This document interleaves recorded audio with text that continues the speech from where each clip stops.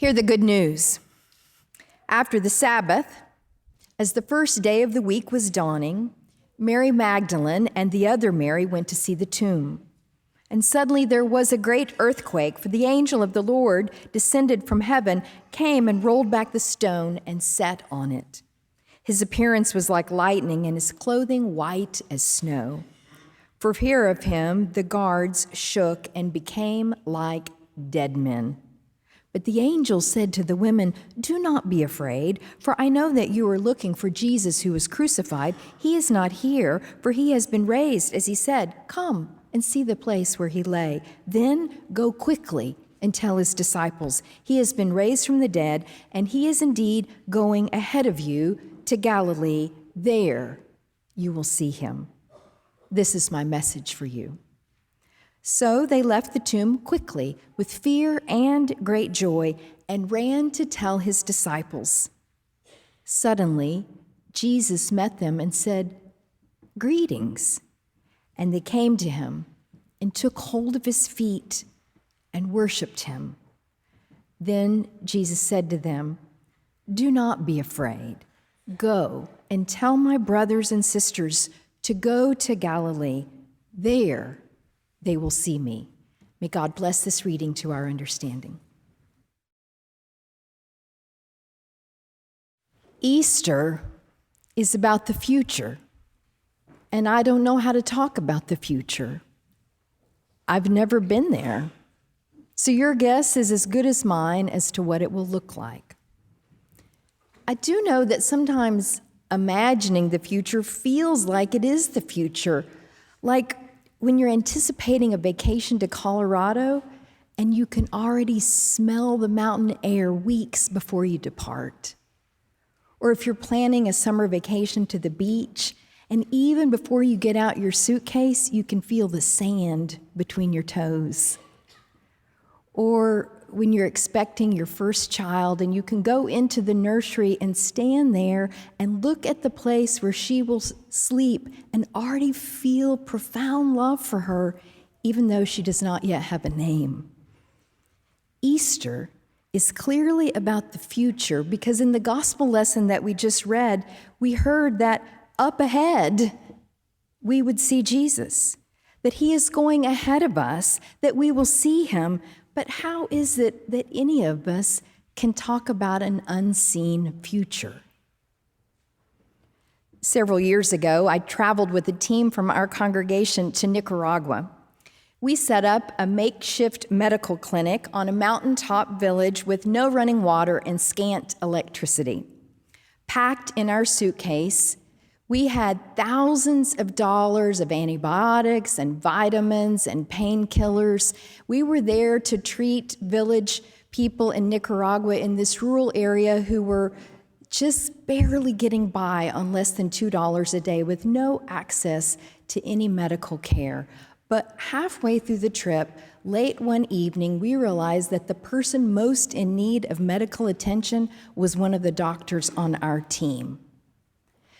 The roads were completely impassable, completely muddy and washed out. There was no way to safely get to town to get any medicine. So someone had the idea that we would look through everybody's personal hygiene kits to see if maybe anybody had brought something to get him through the night, just maybe a little castor oil, but nope, not happening. So 2 members of our team went out into the dark night in the pouring down rain and started going door to door to the little tiendas, the little stores that are really just windows in a tiny little home, asking, does anybody have a little oil that we could buy?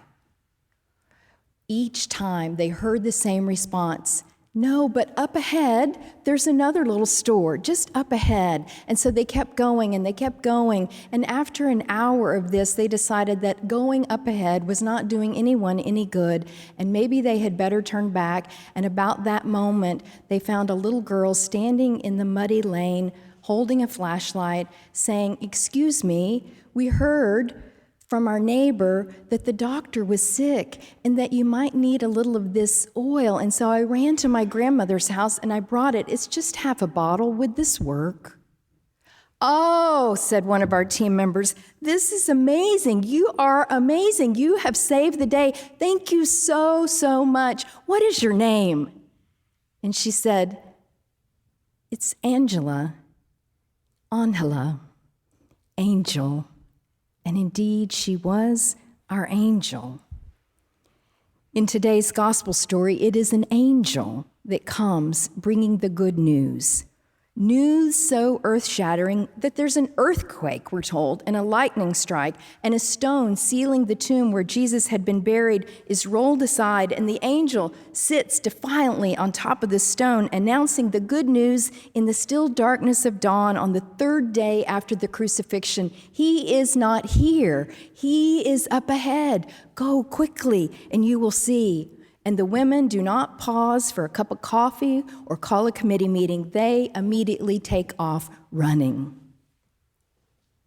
They run into an unknown future. But why? Why do they run? Recently, I heard a story about a runner. His name is Emil Zatopek. Maybe some of you who walked the Parkway yesterday, maybe you know the story of this world-renowned runner, or maybe if your teenager runs cross-country, you know something about this runner's story. Emil Zatopek was one of the best runners in recorded history. He competed in the Olympics of 1952 representing Czechoslovakia, and he won the gold both in the 5,000 and in the 10,000 meter races. And then at the last minute, he decided, well, I think I'll just run the marathon too. And around the halfway mark of the marathon, Emil and another runner broke away from the pack and they took the lead. And Emil turned to the other runner, who happened to be the world record holder in the marathon, and he said, "Are we running at about the right pace?" And the world record holding runner said, "Well, ideally we'd be running a little bit faster." And so he took off running faster, and he won that race with setting a record that was 6 minutes faster than it had ever been run. He won it by a half a mile. How is it that he could run like that? How is it that he could accomplish what had never been accomplished before and has never been accomplished since? What is it that pushes any of us to run beyond what we believe is our own capacity? I think it requires hope. Hope for a transformed life. Hope for a future not yet experienced. One theologian put it like this: we are pulled towards a home that we have not yet visited. Easter invites us to that home that we have not yet visited, to a transformed life. Easter beckons all of us to live as a people who are hopeful. But hopelessness is completely understandable. Sometimes it seems insane to believe that something better is truly up ahead. Everyone who hears the angel's pronouncement that Jesus is up ahead does not take this news positively. In fact, the soldiers guarding the tomb fall down, it says in the text, like dead men, which is really kind of funny because they are the ones on guard, supposed to keep the dead man dead in the grave, and now the dead man has risen, and they are the ones lying dead in the graveyard. The guards are scared to death, and for good reason. The ruling authorities need Jesus dead. His message needs to be quelled. His movement needs to be stopped. They see nothing up ahead but trouble if this one named Jesus is up ahead on the loose. Fear of the future paralyzes them. What will their lives be like now? What will society be like now? If you are like me, you sometimes find yourself expressing similar fears about our shared future. How dare we have hope for this broken world of ours? We fear for our democracy as we live through the first indictment of a former president in our lifetimes. We fear for our children as the lunacy of gun violence becomes the leading cause of death among children, but no amount of protesting seems to move our legislators to hear our laments and our pleas for a safe world. We fear for our college students as they deal with an epidemic of depression and suicide among their peers.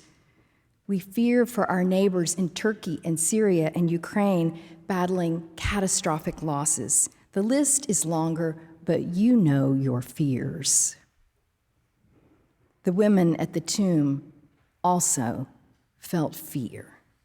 When they ran, the women, just like the guards, they were afraid, but the story tells us that the women had both fear and joy. The two Marys, who are still astonished and upset, are able to run forward with great energy and passion because they have experienced, along with their fear, such a great joy, such amazing energy pulsing in their veins and propelling them to move on forward up ahead. I absolutely love that this particular version of the Easter story holds both our joy and our fear together, because that is where we live. Easter does not erase our fear, it pairs it with joy. Even though we live every day with fear, we also run with joy because we firmly believe that God, who created us, is the one who is up ahead of us. The theologian Jürgen Moltmann says that the place of despair is exactly the beginning place of hope. He writes, "Those who hope in Christ can no longer put up with reality as it is, but begin to suffer under it and contradict it." And that's what was happening with the guards. They are lying on the ground as like dead men because they are the ones who have given up hope. They cannot imagine that the future that they share belongs to God, that up ahead that there really could be a new creation, a better life. Moltmann writes, "Without hope, faith falls to pieces, becomes faint-hearted, and ultimately a dead faith." I do not want a dead faith, and neither do you.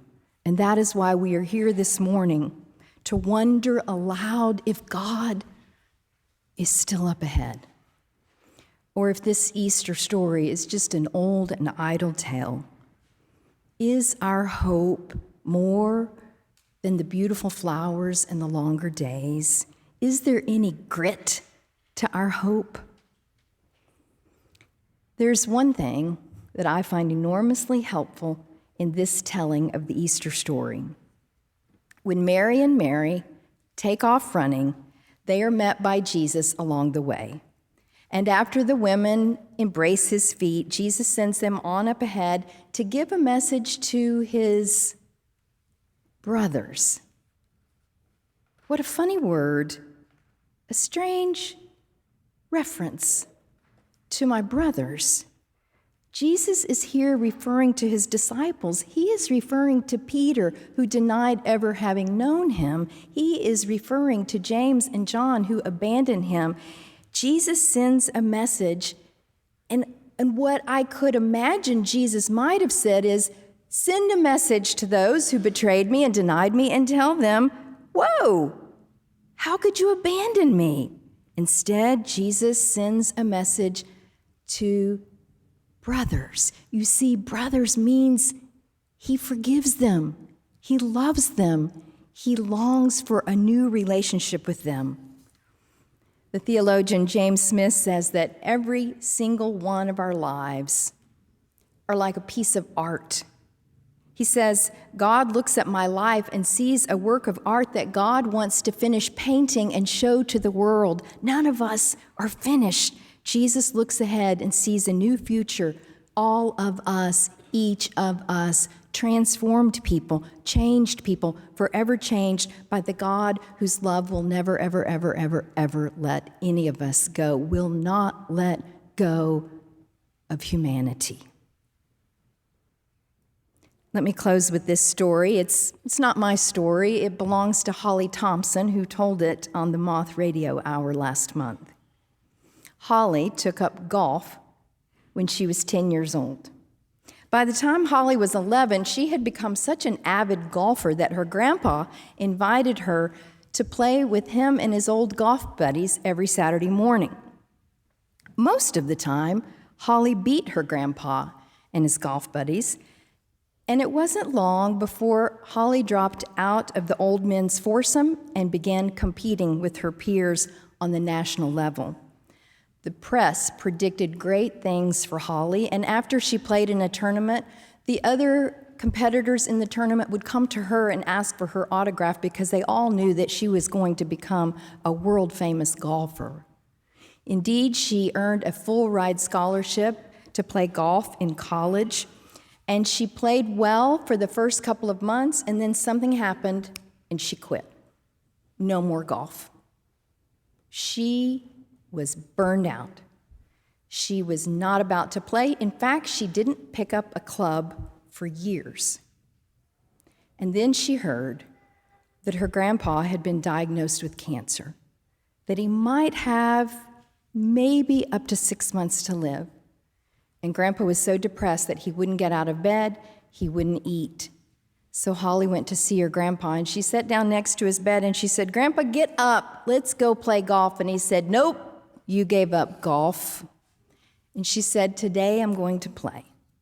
So she drove him to the golf course, and his old golf buddies were there waiting for them. She went out to the number 1 tee box, she put down her tee, she placed the ball there, she took a swing, and she completely missed. She turned and looked at her grandpa and the buddies, and she said, "I was just warming up, practice swing." And then she went back and she refocused. She knew it was a par 3. This time she swung hard.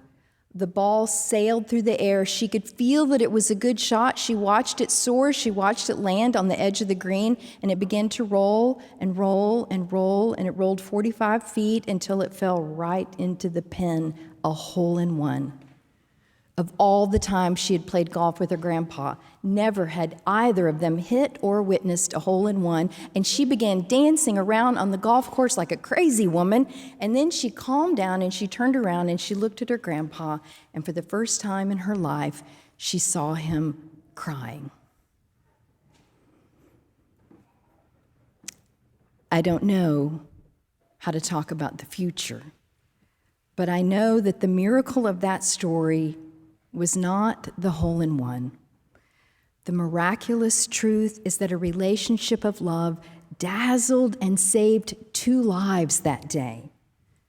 Though they both knew that death was just around the corner, both of them also knew that a very holy, powerful love was waiting for them up ahead.